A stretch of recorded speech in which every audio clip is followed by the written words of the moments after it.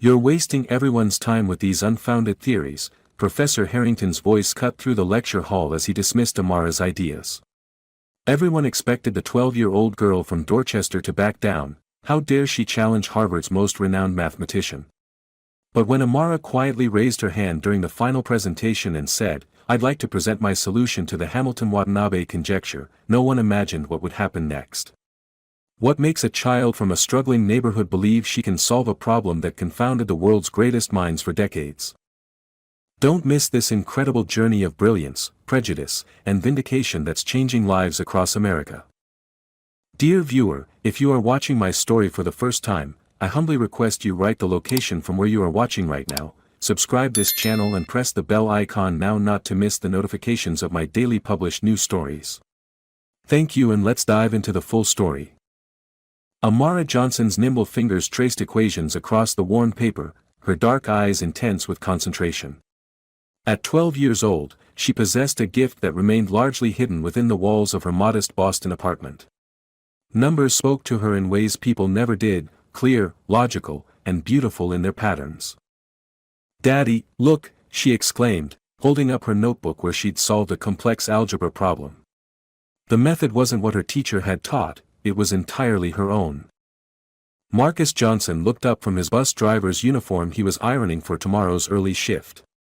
Exhaustion lined his face, but pride sparkled in his eyes. "That's my girl. Always finding your own path." Since Amara's mother had passed away 3 years ago, Marcus had worked tirelessly, driving buses by day and doing maintenance work by night, to keep their small world turning. What little spare money he had went toward second-hand math books that Amara devoured like other kids consumed candy. "Ms. Williams said I might be ready for high school math," Amara said, her voice both excited and hesitant. But Principal Davis told her that would be disrupting the natural order of the curriculum. Marcus's jaw tightened, but he kept his voice steady. "Some people can't see beyond what they expect to see, baby girl. But you keep showing them. The right people will notice." The next day at Roosevelt Middle School, Amara sat silent in the back of the classroom while Ms. Williams, the only black teacher in the school, reviewed fractions that Amara had mastered years ago. Unlike the other teachers who seemed irritated by Amara's advanced abilities, Ms. Williams recognized something special. After class, Ms. Williams called Amara to her desk. "I have something for you." She slid over a dog-eared college textbook on number theory. "This was mine in university. I think you're ready for it." Amara's fingers trembled as she opened the book, immediately lost in the elegant equations. "Amara," Ms. Williams said gently, "I believe you could be one of the great mathematical minds of your generation. But this world doesn't always make space for brilliant black girls." Her warm brown eyes held Amara's. "You'll have to claim that space for yourself." That night, by the glow of a desk lamp as her father worked his second job, Amara dove into the textbook. Numbers and patterns swirled through her mind, connecting in ways that felt like uncovering secrets of the universe. In those moments, she wasn't just a girl from a struggling neighborhood whom most teachers overlooked. She was a mathematician. One day, she whispered to herself, fingers tracing a particularly elegant proof, "I'll solve something no one else can. Something everyone else thinks is impossible." She didn't know then how soon that promise would be tested. Ms. Williams practically burst into the classroom, waving a colorful flyer with an excitement Amara had never seen in her normally composed teacher. "Amara. Look at this," she said, placing the flyer on Amara's desk during lunch break. "Harvard University is hosting a special mathematics lecture series for gifted students. They're accepting middle schoolers for the first time ever." Amara's eyes widened as she read the flyer. A 6-week program at Harvard, culminating in a special symposium where students would be mentored by leading mathematicians. Her heart raced, but doubt quickly followed. "Harvard wouldn't want someone like me," she said quietly. "Look at the application fee. And I'd need transportation, and—" "Let me worry about those details," Ms. Williams interrupted. "This is the opportunity we've been waiting for. Someone needs to see what you can do, Amara."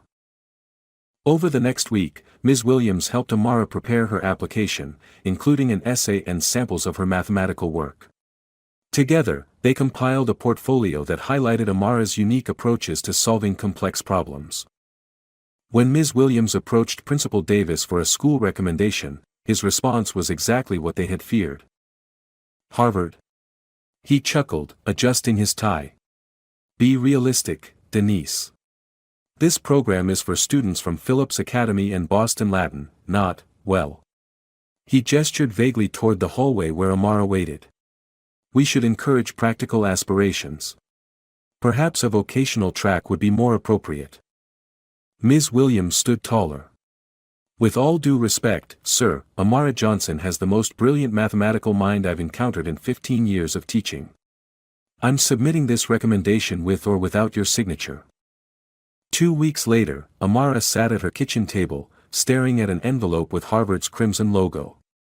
Her father stood behind her, his hand warm on her shoulder. Whatever it says, I'm proud of you, baby girl. With trembling fingers, Amara opened the letter and read it once, twice, 3 times before the words sank in.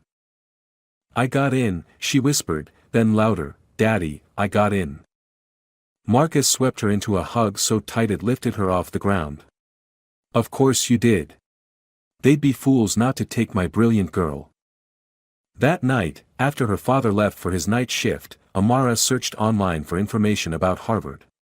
The images intimidated her: grand buildings with columns, students who looked nothing like her, professors in tweed jackets. She'd never set foot in a place like that. Ms. Williams called to congratulate her. Remember, Amara, you belong there just as much as anyone else. Your mind earned you this spot. But what if they realize I'm not like the other students? Amara asked, voicing her deepest fear. You're not, Ms. Williams replied. You're exceptional. And it's time the world beyond Roosevelt Middle School discovered that fact. As the program's start date approached, practical challenges emerged. Marcus rearranged his work schedule to drive Amara to Harvard for the twice-weekly sessions, despite the cost in gas and lost wages. Ms. Williams helped find an affordable blazer at a second-hand store so Amara would look the part. The night before her first session, Amara couldn't sleep. She paced their small apartment, reciting mathematical principles to calm herself. What if I'm not ready? She asked when her father found her still awake at midnight. Marcus knelt to meet her eyes. Listen to me. Your mother used to say that genius isn't about knowing all the answers, it's about having the courage to find new questions. You've got that courage, Amara. Tomorrow, you just need to be yourself. Amara nodded, clutching the acceptance letter like a talisman against her doubts. Tomorrow, Harvard awaited. The iconic red brick and ivy-covered walls of Harvard University loomed before them as Marcus parked their aging Toyota several blocks away to avoid the expensive campus parking fees. Amara's heart hammered against her ribs as she clutched her second-hand backpack filled with notebooks and pencils, tools that suddenly seemed inadequate for where she was heading. Remember, Marcus said, straightening the collar of Amara's blazer, your mind belongs anywhere it can grow. Stand tall. She nodded, trying to embody the confidence in his words despite the butterflies in her stomach. They walked together past groups of college students who seemed to move with an easy assurance that Amara couldn't imagine ever possessing. The mathematics building was housed in an imposing structure with massive wooden doors. Inside, polished floors reflected the light from crystal chandeliers, making Amara feel even smaller. A sign directed them to Lecture Hall B for the Young Mathematicians Exceptional Talent Program. This is where I leave you, baby girl, Marcus said, giving her shoulder a gentle squeeze. Make them remember your name. Amara stepped into the lecture hall and froze. About 20 students were already seated, most accompanied by parents in business attire consulting expensive-looking electronic tablets. The students, predominantly white and Asian, wore what appeared to be private school uniforms or designer casual clothes. A tall woman with a clipboard approached. Name? She asked, her gaze flickering over Amara's appearance with poorly concealed surprise. Amara Johnson, she replied, lifting her chin slightly the way Ms. Williams had practiced with her. The woman checked her list. Ah, yes.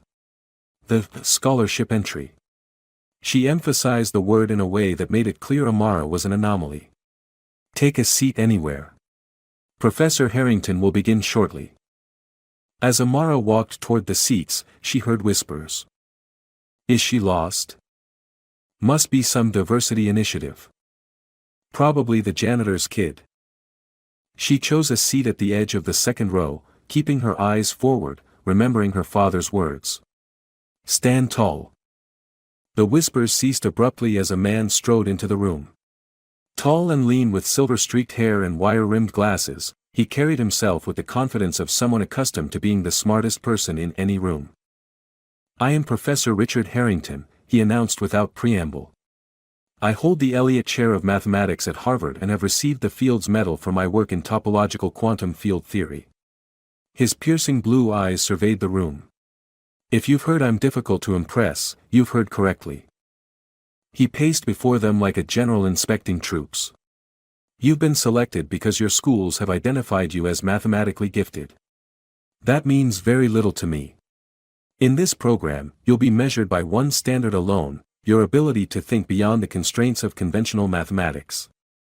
Professor Harrington began calling out names, connecting them to prestigious schools, Phillips Exeter, Boston Latin, Commonwealth, Windsor.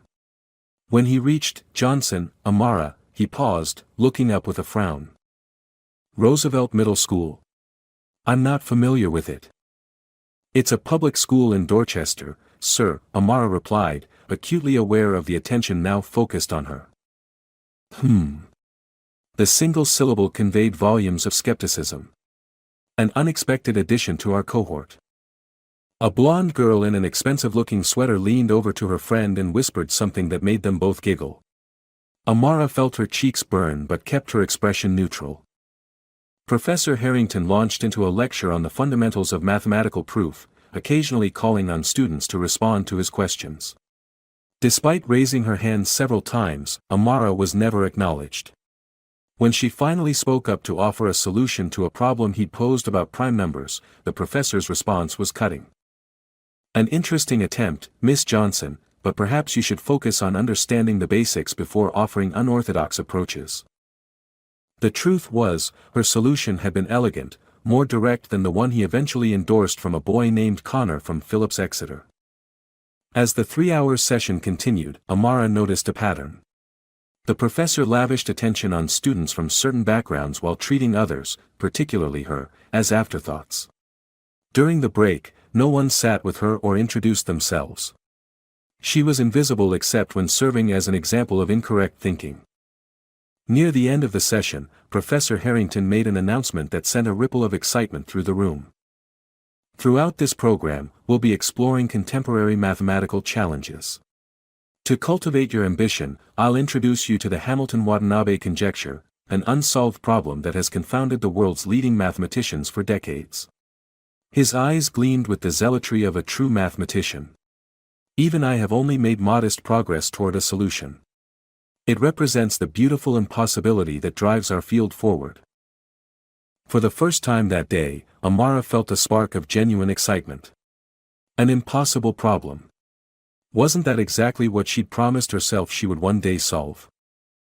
As she left the building to meet her waiting father, Amara's emotions were a complex equation: humiliation, anger, determination, and beneath it all, an irrepressible curiosity about this supposedly impossible conjecture.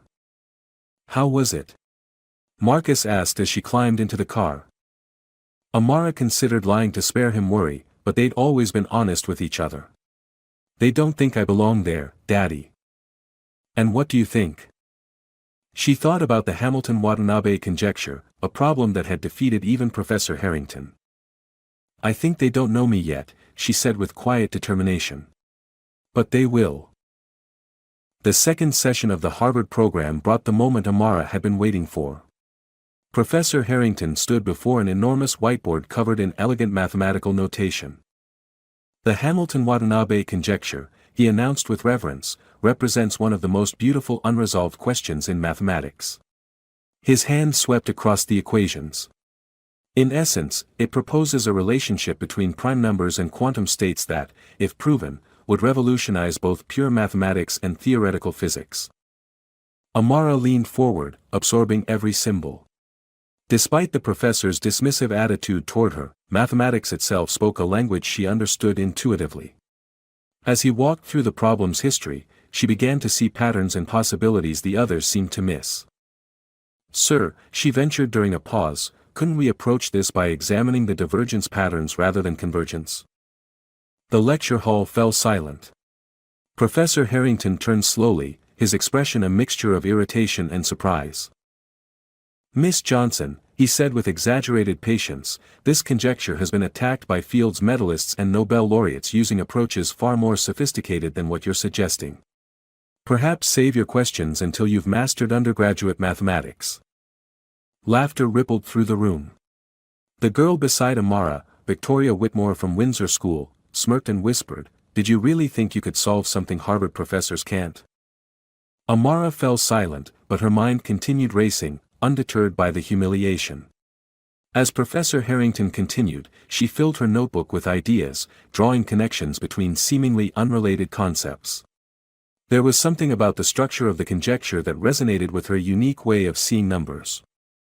Later, when the students were divided into small groups to work on simpler problems, Amara found herself isolated. The teaching assistant, Michael Chen, eventually sat with her, but his attention was superficial.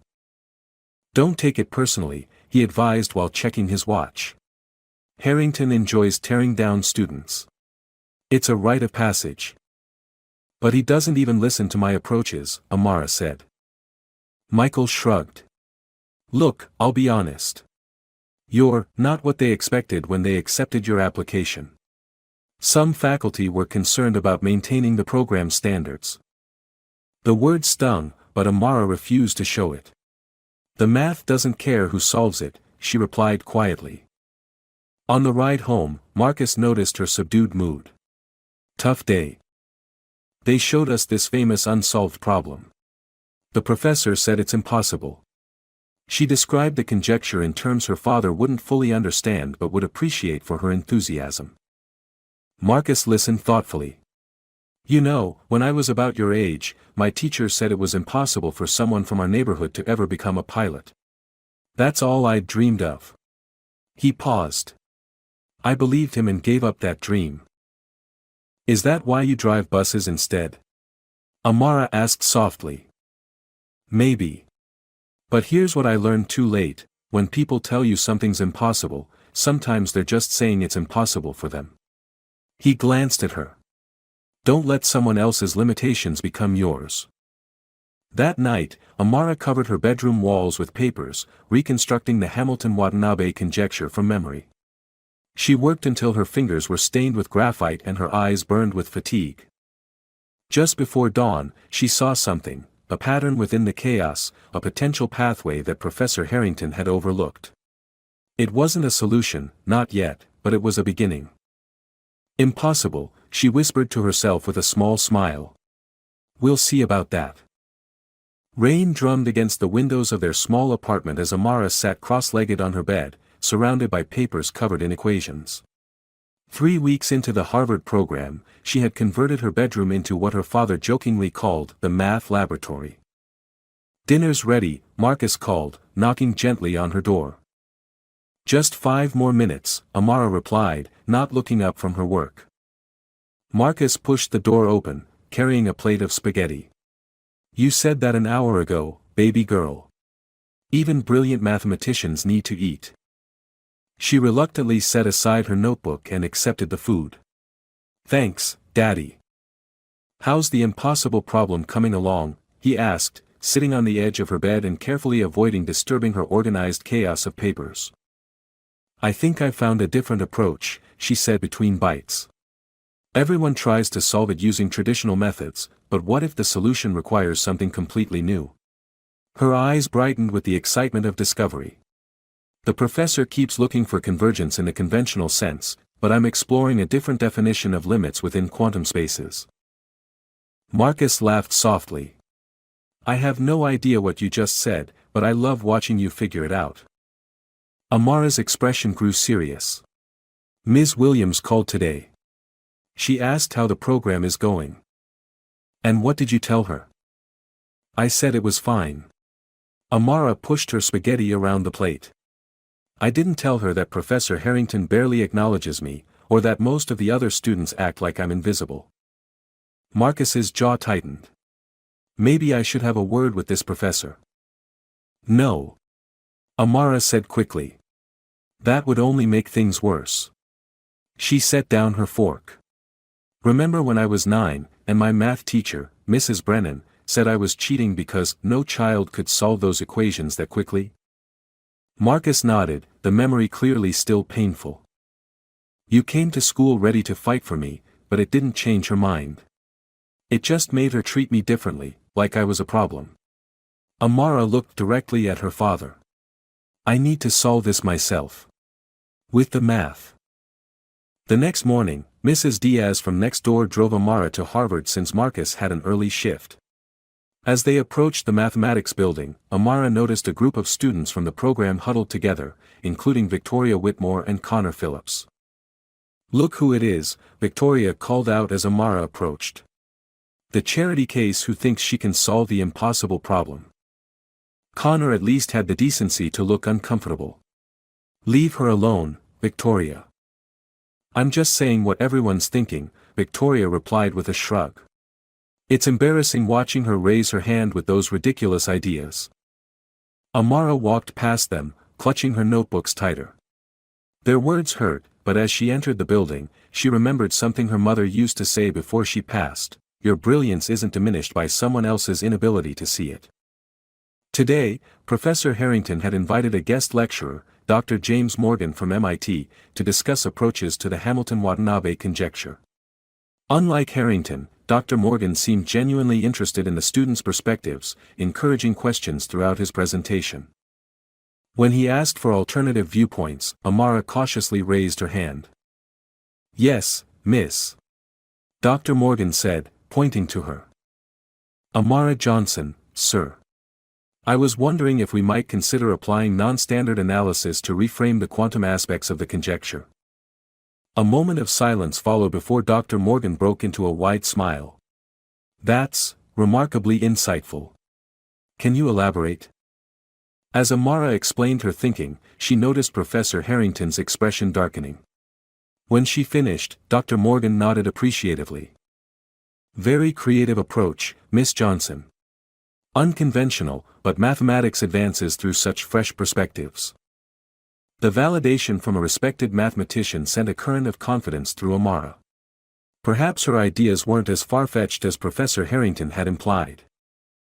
After class, as students filed out, Amara overheard Professor Harrington speaking tersely to Dr. Morgan.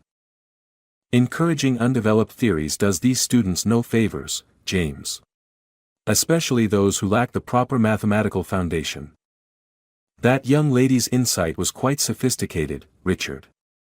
Perhaps you should. I know my students' capabilities, Harrington interrupted. Some are here due to institutional pressures for diversity. Amara slipped away before they noticed her, the professor's words ringing in her ears. That night, working by lamplight while rain continued to pour outside, she made a breakthrough in her approach to the conjecture. This could work, she whispered to herself. This could actually work. The Harvard program had reached its halfway point, and the atmosphere in Lecture Hall B had grown increasingly tense. Professor Harrington had divided the students into research teams to explore different aspects of the Hamilton-Watanabe conjecture. Predictably, Amara found herself isolated until a quiet boy named Samuel Kim reluctantly joined her group after arriving late. Sorry, he mumbled, sliding into the seat beside her. Guess we're the leftovers. Amara had noticed Samuel before. He attended Boston Latin School and usually sat alone, his nose buried in advanced physics textbooks. Unlike the other students, he had never participated in the subtle mockery directed at Amara. I've been exploring a non-traditional approach, Amara said cautiously, sliding her notebook toward him. It's based on redefining the relationship between prime number distributions and quantum states. Samuel scanned her work, his eyebrows rising incrementally as he turned each page. This is, actually interesting. You're using hypercomplex numbers to model the quantum interactions. For the first time since the program began, Amara felt the thrill of mathematical dialogue with a peer who wasn't dismissing her ideas outright. They spent the next hour deep in discussion, sketching equations and challenging each other's assumptions. Their collaboration didn't go unnoticed. Victoria Whitmore and her research partner, Connor Phillips, watched from across the room with undisguised disdain. "Looks like the diversity quota finally found a friend," Victoria remarked loudly enough for others to hear. "Maybe they can solve the impossible problem with the power of inclusion." Connor laughed awkwardly, though his eyes betrayed discomfort with Victoria's cruelty. Professor Harrington moved from group to group, spending considerable time with the students from elite backgrounds while giving only cursory glances to others. When he finally reached Amara and Samuel, his assessment was predictably dismissive. "Interesting attempt," he said after a brief look at their work, "but you're venturing into mathematical fantasy rather than rigorous proof. Perhaps focus on more achievable problems." As he walked away, Samuel whispered, "He didn't even read what we wrote." "He never does," Amara replied quietly. The session continued with Professor Harrington asking each group to present their progress. Victoria and Connor showcased an elegant but conventional approach that received effusive praise. When it was Amara and Samuel's turn, their presentation met with skeptical silence from the professor. "Miss Johnson," Professor Harrington interrupted midway through their explanation, "what you're proposing violates foundational principles of quantum mathematics. This is precisely why students should master basics before attempting creative flights of fancy." "But sir," Amara persisted, "if we reconsider the definition of quantum states using the framework I've outlined." "Enough," he cut her off sharply. "This program aims to build serious mathematicians, not encourage undisciplined speculation. You're wasting everyone's time with these unfounded theories." The room fell silent. Several students looked uncomfortably at their desks, while Victoria smirked openly. "Actually, Professor," Samuel spoke up unexpectedly, "I think Amara's approach has merit. The traditional frameworks haven't yielded solutions in 40 years, so perhaps—" "Mr. Kim," Professor Harrington interrupted coldly, "I expected better judgment from a Boston Latin student. Let's move on to projects with actual mathematical validity." Humiliation burned through Amara. After class, she found herself in the building's restroom, fighting back tears of frustration. She wasn't crying because of the professor's cruelty, she was crying because she knew her approach was valid, and no one with the power to validate it would even consider it. The door swung open and Victoria entered with two friends, faltering momentarily upon seeing Amara. "Oh look, it's the next Fields medalist," Victoria mocked. "Having a little cry because the professor hurt your feelings?" Amara gathered her papers, trying to leave, but Victoria blocked her path. "You know you don't belong here, right? My father is on Harvard's board of trustees, and he says this program used to be exclusive to students with actual mathematical potential." "Please move," Amara said quietly. "Harvard isn't for everyone," Victoria continued, her voice dripping with false sympathy. "There's no shame in admitting you're out of your depth." "Well, maybe a little shame." Samuel was waiting outside when Amara finally emerged. "I heard them," he said. "Victoria's been terrible to everyone who isn't from her social circle, but she's especially vicious to you." "It doesn't matter," Amara replied, though the tremor in her voice betrayed her. "The math is what matters." "Are you going to drop out?" Samuel asked. "No one would blame you." Amara thought about her father working double shifts to drive her to these sessions, about Ms. Williams who had fought for her opportunity, about the equations that still danced in her mind, offering pathways no one else seemed willing to explore. "No," she said with sudden certainty. "This is exactly where I need to be." Later that evening, as Marcus drove them home, Amara stared out the window at the darkening Boston skyline. "You're quiet tonight," her father observed. "Daddy," she said slowly, "how do you prove you belong somewhere when everyone's already decided you don't?" Marcus was silent for a long moment.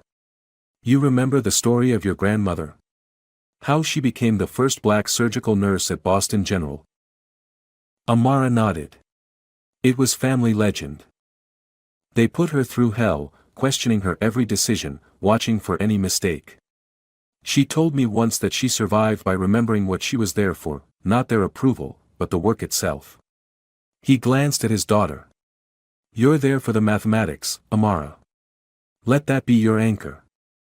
That night, Amara pinned a new sheet of paper to her bedroom wall.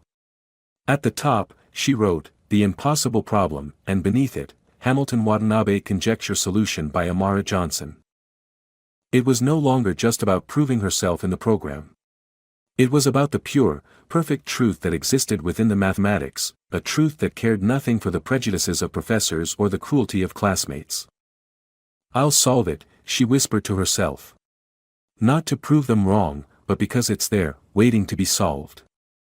3 days later, Amara arrived early to the mathematics building, hoping to review her latest work in the quiet lecture hall before others arrived.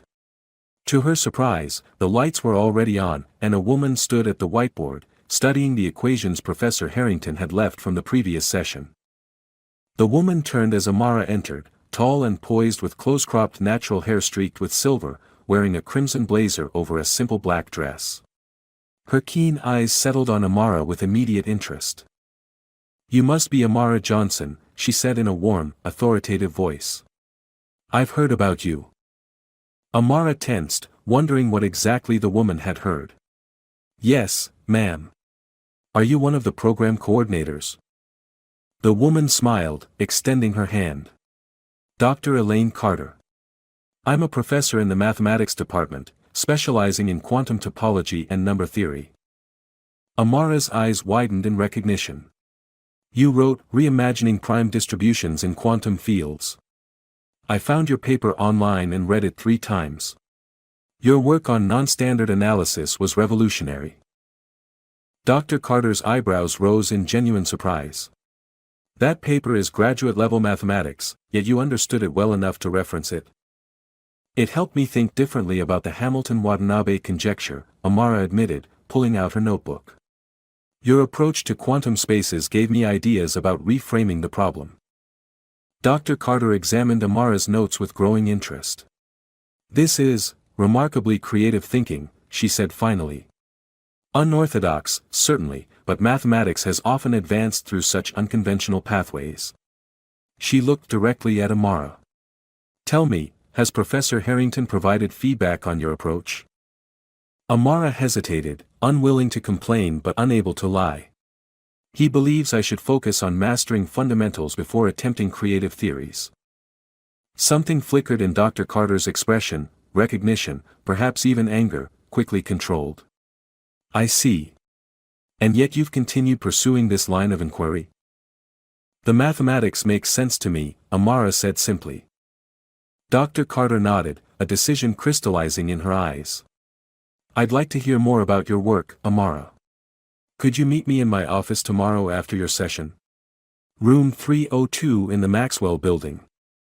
Before Amara could respond, other students began filtering into the lecture hall, including Victoria, who narrowed her eyes at the sight of Amara speaking with a Harvard professor. Dr. Carter noticed the look. "Don't let anyone diminish your light, Miss Johnson," she said quietly before departing with a nod to Professor Harrington, who had just entered. The session proceeded as usual, with Professor Harrington lavishing attention on certain students while barely acknowledging others.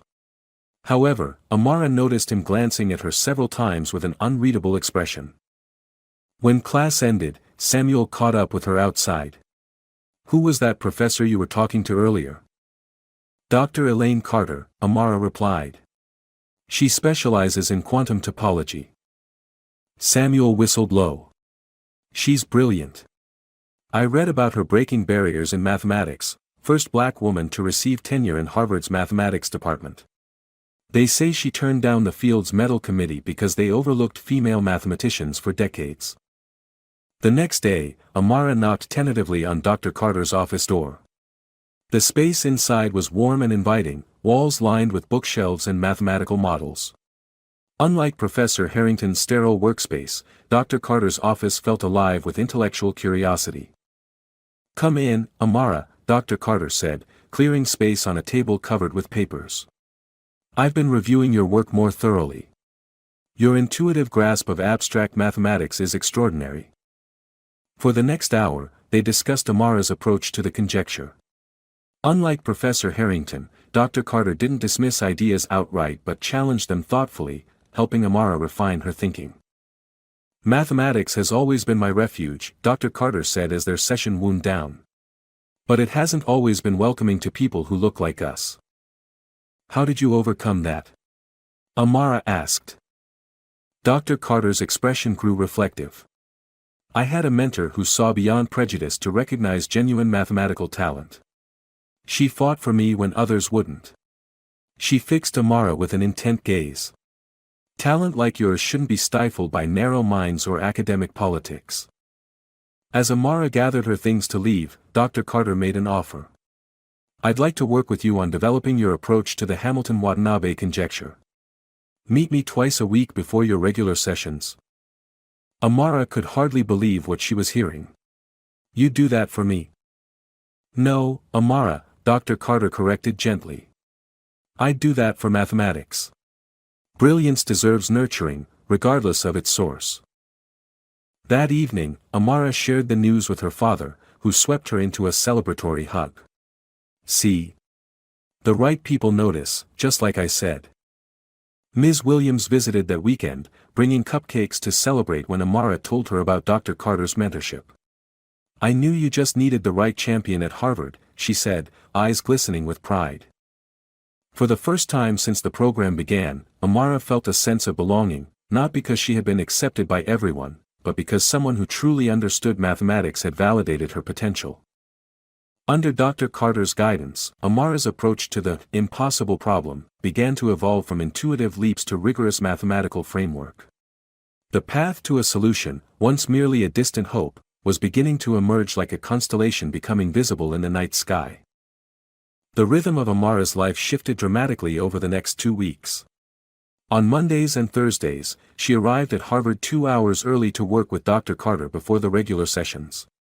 On weekends, they met at the public library, where Dr. Carter brought reference materials and guided Amara through the complex mathematical terrain she was navigating. The key insight in your approach, Dr. Carter explained during one of their sessions, is reconceptualizing how quantum states interact with prime number distributions. It's not just creative, it's potentially revolutionary. Under Dr. Carter's mentorship, Amara's initial intuitive leaps transformed into a coherent mathematical framework. The Hamilton-Watanabe conjecture, which had seemed an insurmountable peak, was gradually revealing its secrets. We're establishing a new pathway, Dr. Carter said, eyes bright with excitement as they worked through a particularly challenging section. This isn't just about solving the conjecture, it's about expanding how we think about mathematics itself. Professor Harrington remained dismissive during the regular sessions, but Amara no longer sought his approval. She participated when required but saved her true mathematical fire for her work with Dr. Carter. Samuel continued to collaborate with her, increasingly convinced of the validity of her approach. You might actually solve this thing, he told her with a mixture of admiration and disbelief as they reviewed her latest progress. Victoria's hostility, meanwhile, had evolved from mockery to cold silence. She had noticed Amara's meetings with Dr. Carter and clearly resented the attention being given to someone she considered unworthy. One evening, as Amara and her father ate dinner at their small kitchen table, Marcus remarked on the change in his daughter. You seem different, baby girl. More confident. Amara nodded, considering his observation. I used to think I needed Professor Harrington to validate my ideas. But Dr. Carter helped me understand that real mathematics doesn't need anyone's permission to be true. That's a lesson that goes beyond numbers, Marcus said with a proud smile. The following Monday, Amara arrived at Dr. Carter's office to find an unexpected visitor. Ms. Williams had taken the day off work to see Amara in her Harvard environment. I hope you don't mind, Ms. Williams said, embracing Amara. Dr. Carter invited me to see what you've been working on. The three of them spent the morning reviewing Amara's approach to the conjecture. Ms. Williams didn't understand all the advanced mathematics, but her pride in her former student was evident. I knew from the moment you corrected my calculus example in 7th grade that you were extraordinary, Ms. Williams said, her voice thick with emotion. But watching you tackle a problem that has stumped the world's greatest mathematicians, this is beyond what even I imagined for you. As the program's final presentation day approached, Dr. Carter worked with Amara to prepare her findings. They weren't just polishing a presentation, they were preparing to challenge the mathematical establishment. "Are you ready for the resistance you'll face?" Dr. Carter asked during their penultimate session. Not everyone will be willing to consider such an unorthodox solution, especially coming from a 12-year-old black girl from Dorchester. Amara finished with a small smile. Precisely. Dr. Carter's expression was serious. The history of science and mathematics is filled with revolutionary ideas that were initially rejected because they came from unexpected sources. "The mathematics speaks for itself," Amara said with quiet confidence. "That's what you taught me." Dr. Carter nodded, satisfied.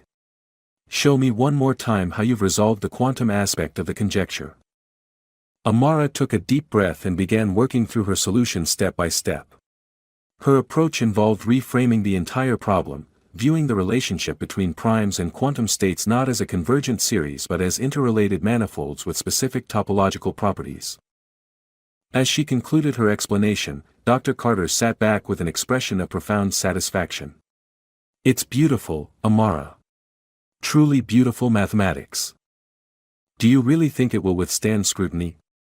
Amara asked, voicing the doubt that still occasionally surfaced. "Mathematics isn't a popularity contest," Dr. Carter replied. "It's a search for truth. And what you found here has the ring of truth to it." The night before the final presentation, Amara couldn't sleep. She paced her bedroom, reviewing her solution in her mind, anticipating objections, rehearsing responses. The knowledge that her father, Ms. Williams, and Dr. Carter would all be there tomorrow both comforted and intensified her anxiety. Around midnight, Marcus knocked gently on her door. "You should rest, baby girl. Big day tomorrow." "What if I'm wrong, Daddy?" Amara asked, the question bursting from her like a dam breaking. "What if my solution is flawed and everyone sees it?" Marcus entered the room and sat beside her on the bed. "Then you'll have tried something brave and learned from it. But what if you're right, Amara? What if you've solved what they call impossible?" She leaned against his shoulder, drawing strength from his unwavering belief in her. "I think I have," she whispered. "The math makes sense. It's elegant and it works. Then tomorrow, you'll show them who Amara Johnson really is." He kissed the top of her head. "Your mother would be so proud of you. Not just for the mathematics, but for your courage." As dawn broke over Boston, Amara finally drifted to sleep, her dreams filled with equations and possibilities. In a few hours, she would challenge a Harvard professor's declaration of impossibility with nothing but her mind and her mathematics.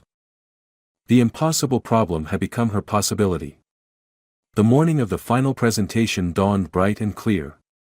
Amara stood before her mirror in the new dress Marcus had somehow managed to afford for the occasion, simple but elegant, navy blue with a white collar.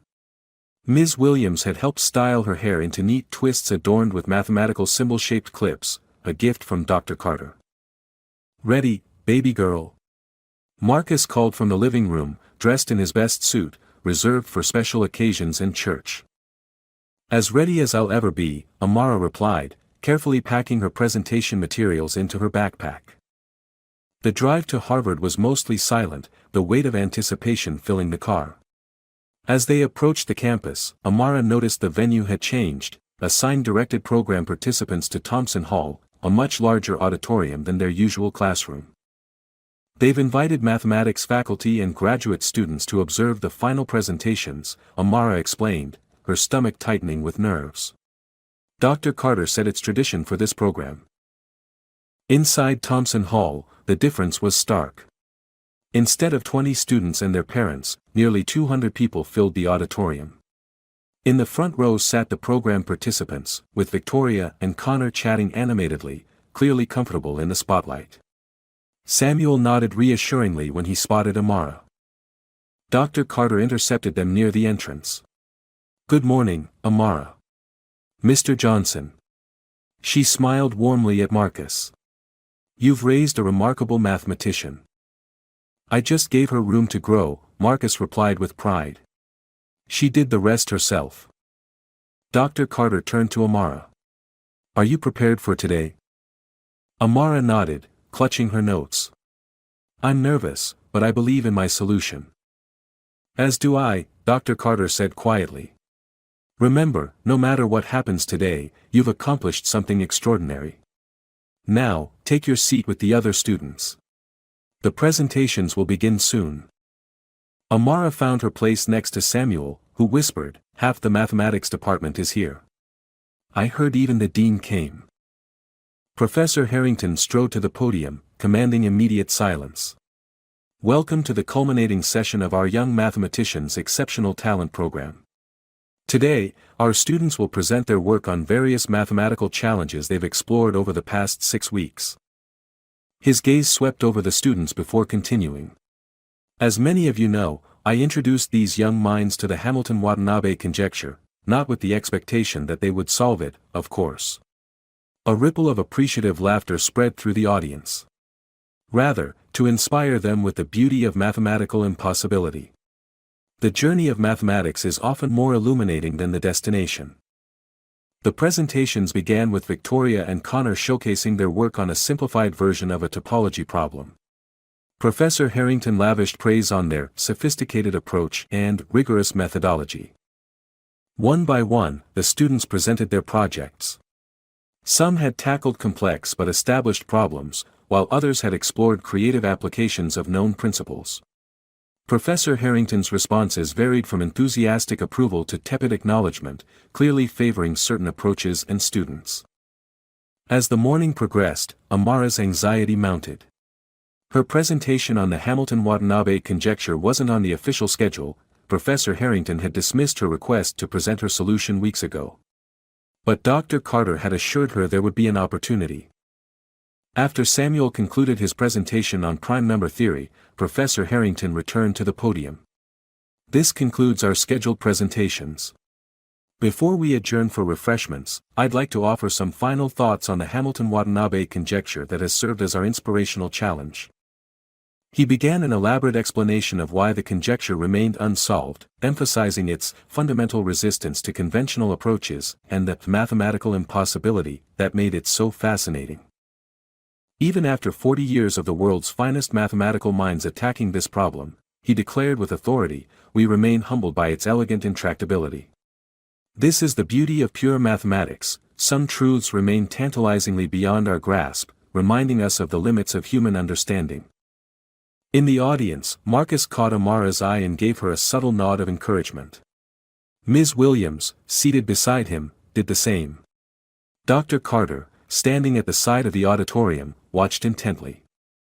Amara took a deep breath and raised her hand. Professor Harrington, in the midst of his concluding remarks, didn't notice at first. When several audience members began glancing in Amara's direction, he paused. Yes, Miss Johnson. Is there a question? Amara stood, her heart pounding but her voice steady. Not a question, Professor. I'd like to present my solution to the Hamilton-Watanabe conjecture. A murmur rippled through the auditorium. Professor Harrington's expression hardened. Miss Johnson, as I've explained previously, your approach lacks the mathematical foundation necessary for a serious attempt at this problem. We don't have time for. I believe we should make time, Dr. Carter's voice carried clearly from the side of the room. Academic inquiry demands we consider all serious mathematical approaches, particularly when they challenge our assumptions. The tension in the room was palpable. Professor Harrington and Dr. Carter locked eyes in a silent battle of wills. Finally, he gave a curt nod. Very well. 5 minutes, Miss Johnson. Amara gathered her notes and walked to the podium, aware of every eye upon her, the skepticism from Professor Harrington, the disdain from Victoria, the curiosity from the mathematicians in the audience, and the unwavering support from her father, Ms. Williams, and Dr. Carter. She took a final deep breath and began. The Hamilton-Watanabe conjecture has resisted conventional solutions because we've been viewing it through a limited mathematical lens.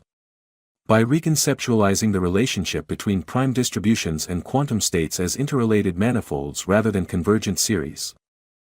Her initial nervousness melted away as she immersed herself in the beautiful mathematics she had discovered. Equations flowed through her with a clarity that transcended her 12 years, connecting concepts in ways that even she hadn't fully articulated until this moment. Professor Harrington's expression shifted from dismissive to bewildered as Amara progressed through her solution. When she reached the crucial pivot point, her novel application of non-standard analysis to the quantum aspects of the conjecture, whispers erupted among the mathematicians in the audience. Therefore, Amara concluded, her voice strong and clear, by establishing this topological framework, we can prove that the Hamilton-Watanabe conjecture holds true under these conditions, resolving the apparent paradox that has confounded conventional approaches. As she finished, silence enveloped the auditorium. Professor Harrington stared at her, his face unreadable. Then, from the back of the room, someone began to applaud. Others joined, the sound swelling until most of the audience was on their feet. In that moment, standing at the podium as applause washed over her, Amara Johnson was no longer just a 12-year-old girl from Dorchester whom everyone had underestimated. She was a mathematician who had solved the impossible problem. Professor Harrington raised his hand, silencing the applause. His face had drained of color, but his voice remained controlled as he approached the podium. What you've presented is unorthodox, Miss Johnson. His eyes narrowed as he scanned her equations projected on the screen behind her. Your reframing of the quantum prime relationship is certainly creative, but creativity alone doesn't constitute mathematical proof. He turned to the audience, particularly addressing the mathematics faculty. While I appreciate Miss Johnson's enthusiasm, the Hamilton-Watanabe conjecture requires rigorous proof that adheres to established mathematical principles. What we've heard is an interesting but fundamentally flawed speculation. Amara stood her ground. Professor, if you examine the topological transformation I've demonstrated, you'll see it satisfies all the conditions of the conjecture. The proof is complete and valid. Professor Harrington's jaw tightened. Perhaps you misunderstand the depth of mathematical rigor required, Miss Johnson. This conjecture has resisted solution by Field's medalists. The notion that a middle school student could resolve it through such unconventional methods is, frankly, implausible. From the audience, a voice called out, "Let her defend the proof." It was a silver-haired woman Amara didn't recognize, but whose presence seemed to command respect from the other mathematicians. Professor Harrington hesitated, then gestured curtly. "Very well. Dr. Abernathy, would you care to pose the first challenge?" The silver-haired woman stood. "Miss Johnson, your transformation of the quantum state representations is particularly novel. Could you elaborate on how this maintains invariance under the prime distribution function?" Amara nodded, grateful for the substantive question. She began explaining the mathematical reasoning behind her approach, drawing additional diagrams on the whiteboard as she spoke. The nervous 12-year-old disappeared entirely, replaced by a focused mathematician defending her work. Other faculty members joined the discussion, posing increasingly technical questions that Amara answered with clarity and precision. Some were clearly skeptical, while others appeared genuinely intrigued by her approach. Dr. Carter observed silently, allowing Amara to stand on her own mathematical merit, though her proud smile was unmistakable. In the audience, Marcus watched in awe as his daughter held her own among some of the world's leading mathematical minds. Professor Harrington interrupted after a particularly detailed exchange about hypercomplex number applications. This speculation is mathematically interesting but fails to address the fundamental paradox identified by Watanabe himself. The quantum prime relationship cannot. Actually, Amara said with quiet confidence, that's precisely what my solution resolves. She turned to the whiteboard and wrote a series of equations. By redefining the space in which we consider these interactions, the paradox disappears. It's not that the relationship can't exist, it's that we've been looking for it in the wrong mathematical dimension. Another mathematician stood up, a younger man with an intense expression. She's right. I've been working on this problem for my dissertation, and her formulation resolves the dimensional conflict that's been the primary obstacle. He stared at Amara with undisguised amazement. It's elegant. Beautifully elegant. More voices joined in, mathematicians turning to each other in excited discussion.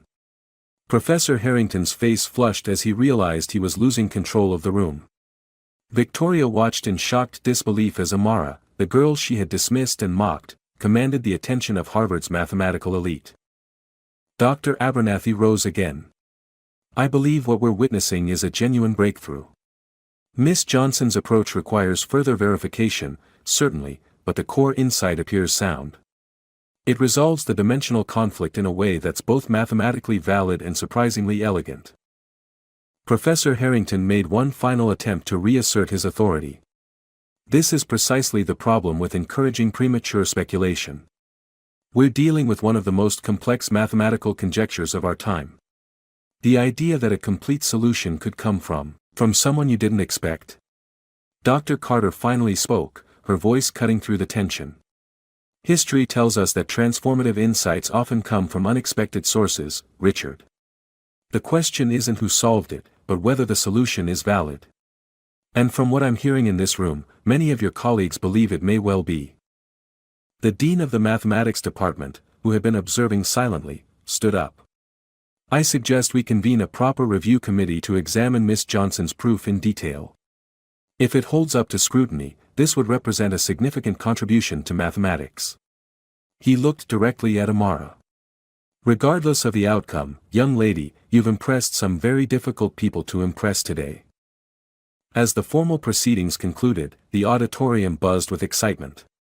Mathematicians clustered around a whiteboard where Amara's equations remained, debating specific aspects of her approach. Graduate students furiously took notes. Several faculty members approached Amara directly, asking questions and offering business cards. Marcus made his way to his daughter, enveloping her in a tight hug. I knew you could do it, baby girl, he whispered, his voice thick with emotion. You showed them exactly who Amara Johnson is. Ms. Williams joined them, tears streaming unashamedly down her face. This is just the beginning for you, Amara. Just the beginning. Samuel approached hesitantly. That was the most amazing thing I've ever seen, he said, genuine admiration in his voice. You actually did it. You solved the impossible problem. Dr. Carter placed a hand on Amara's shoulder. How does it feel? Amara looked around at the commotion she had created, mathematicians excitedly discussing her ideas, Professor Harrington standing rigidly to the side as his declaration of impossibility crumbled, Victoria watching from a distance with an unreadable expression. It feels like truth, Amara replied simply. Like finding something that was always there, waiting to be discovered. As they prepared to leave, Professor Harrington approached their small group. His face was composed, though tension radiated from him. Miss Johnson, he said stiffly, your presentation was unexpected. While I maintain reservations about certain aspects of your approach, I acknowledge the creativity of your thinking. It wasn't an apology or even a full acknowledgement, but from Professor Harrington, it was significant. Amara nodded politely. Thank you for the opportunity to present my solution, Professor. As he walked away, Marcus whispered, that's my girl. Taking the high road. Outside Thompson Hall, bathed in the afternoon sunlight, Amara stood surrounded by the people who had believed in her, her father who had sacrificed so much, Ms. Williams who had recognized her gift, Dr. Carter who had mentored her, and Samuel who had become an unexpected ally. A reporter from the university newspaper approached, asking for an interview with the girl who solved the impossible problem. Amara Johnson, 12 years old, from Dorchester, stepped forward to tell her story.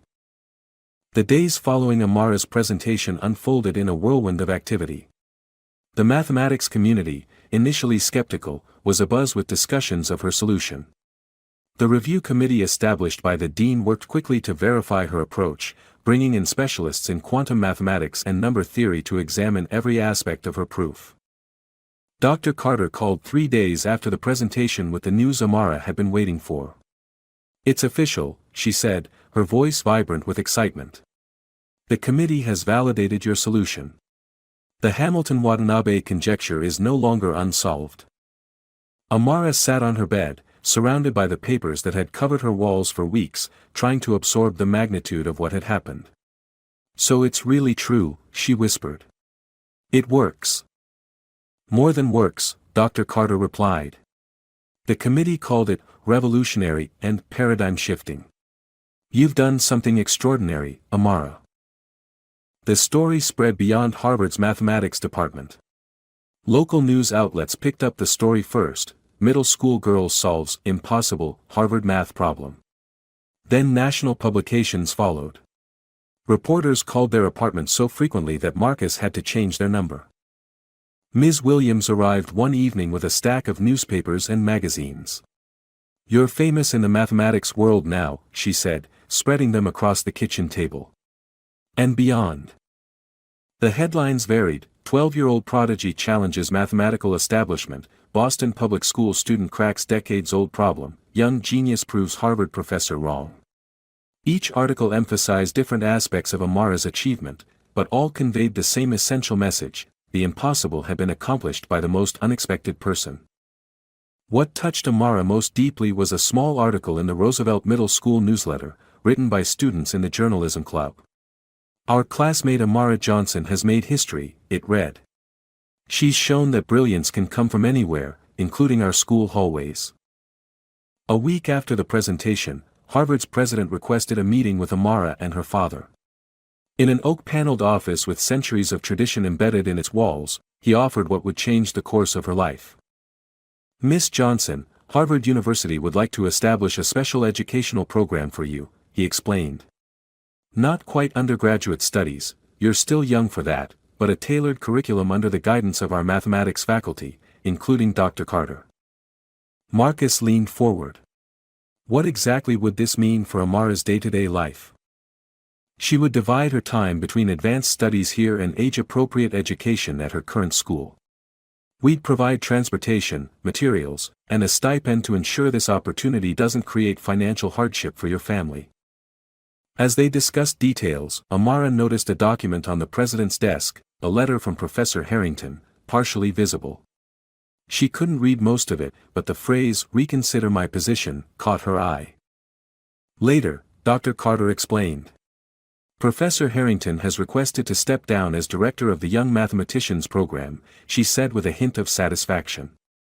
"He's acknowledged, privately, at least, that his assessment methods may have been limited." "Is he in trouble?" Amara asked, surprised to find herself concerned about the professor who had dismissed her so thoroughly. "Not trouble, exactly. Let's say he's experiencing an overdue reevaluation of his assumptions." Dr. Carter smiled. "He's a brilliant mathematician, but brilliance without humility can be a dangerous combination." Victoria's response to Amara's success came unexpectedly. Amara was working in Dr. Carter's office when Victoria appeared in the doorway, her usual confidence noticeably diminished. "My father says your solution is legitimate," she said without preamble. "He's on the board here, and the mathematics department briefed them." Amara nodded, unsure how to respond. Victoria shifted uncomfortably. "I wanted to say, I was wrong about you. I made assumptions that were unfair and—" She struggled visibly, prejudiced. It wasn't a complete apology, but Amara recognized the effort it took. "Mathematics doesn't care about our assumptions," she replied, echoing what she had told Michael weeks earlier. "It only cares about truth." Victoria nodded stiffly and left without another word, but something had shifted, a small acknowledgement of error that represented its own kind of solution. Perhaps the most meaningful reaction came from Samuel, who approached Amara during one of her visits to Dr. Carter's office. "I wanted you to know," he said quietly, "watching you stand up there and defend your work changed something for me. I've always played it safe, mathematically speaking." "And now?" Amara asked. "Now I'm exploring my own unconventional approaches." His eyes lit up with new determination. "You showed me that the established paths aren't the only valid ones." 3 weeks after her presentation, Amara received an invitation that left her breathless. The International Congress of Mathematicians wanted her to present her solution at their next conference in Paris. Marcus found her staring at the invitation, tears streaming down her face. "What's wrong, baby girl?" "Mom would have loved Paris," Amara whispered. "She always wanted to travel." Marcus wrapped his arms around her. "She's seeing it through your eyes now, Amara. And she couldn't be prouder. As summer faded into autumn, Amara settled into her new routine, mornings at Roosevelt Middle School, afternoons at Harvard, working with Dr. Carter and other mathematicians interested in extending her breakthrough to other unsolved problems. The Harvard Mathematics Department established the Johnson Scholarship for underrepresented students showing exceptional mathematical promise, a direct result of Amara's impact on the institution's thinking about where mathematical talent might be found. Professor Harrington, to everyone's surprise, requested to meet with Amara again. In a brief but significant conversation, he acknowledged what must have been difficult for him. "Your approach to the conjecture revealed my own intellectual blind spots, Miss Johnson. That's a valuable lesson for any mathematician." As Amara left his office, she reflected that solutions came in many forms, some mathematical, others deeply human. 1 year later, Amara stood at the podium in a packed auditorium at the Boston Science Center. Now 13, she had grown an inch taller, and her confidence had blossomed along with her deepening mathematical abilities. The audience before her represented a transformation in her world, mathematicians who now treated her as a colleague, educators rethinking their assumptions about giftedness, and most importantly, rows of young students from Boston public schools invited specifically for this event. The Hamilton-Watanabe solution was just a beginning, Amara explained, her voice clear and strong. It opened doors to new questions about how we conceptualize mathematical spaces and relationships. In the front row sat Marcus, beaming with pride, alongside Ms. Williams.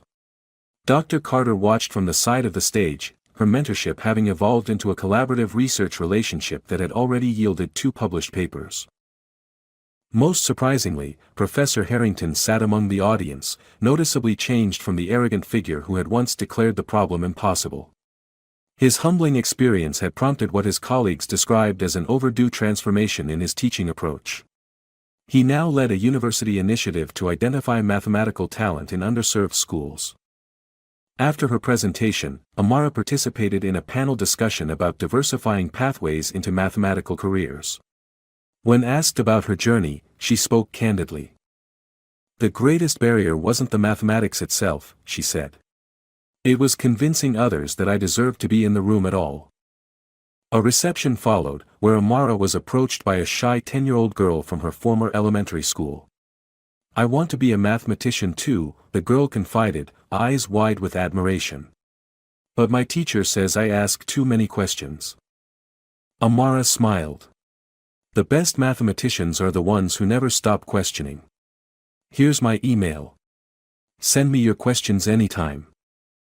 Later, as the event wound down, a reporter asked Amara about her plans for the future. "I'm developing a new approach to the Riemann hypothesis," she replied, referencing another famous unsolved problem. When the reporter looked surprised, Amara laughed. "Why not?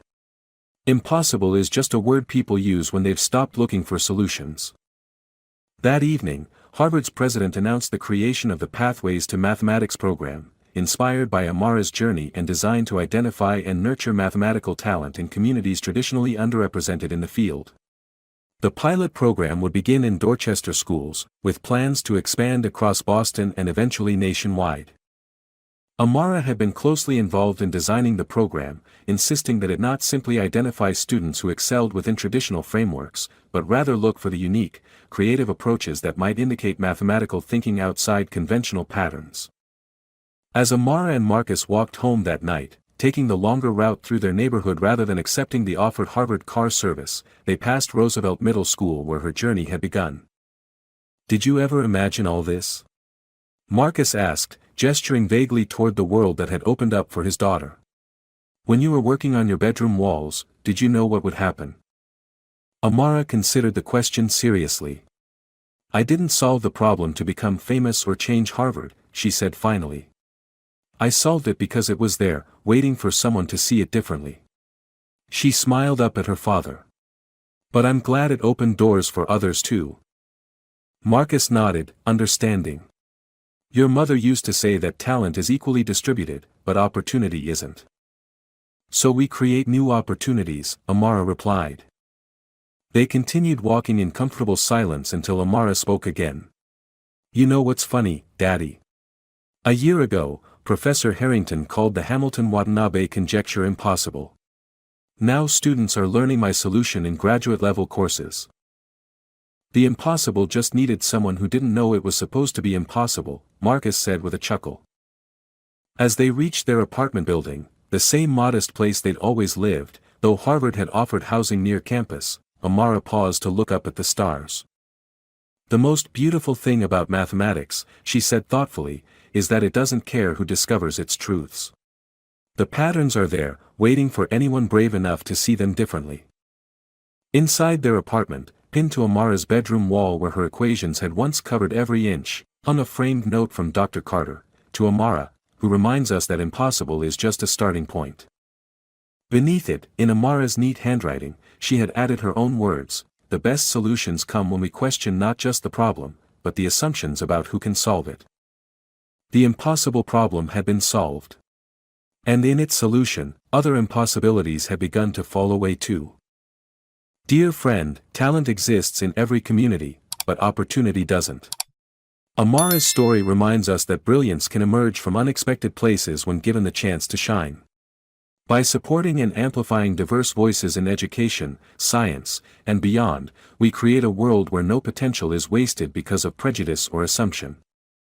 If this story moved you, please like this video and subscribe to our channel. Your support helps us continue sharing powerful narratives that challenge stereotypes and inspire change.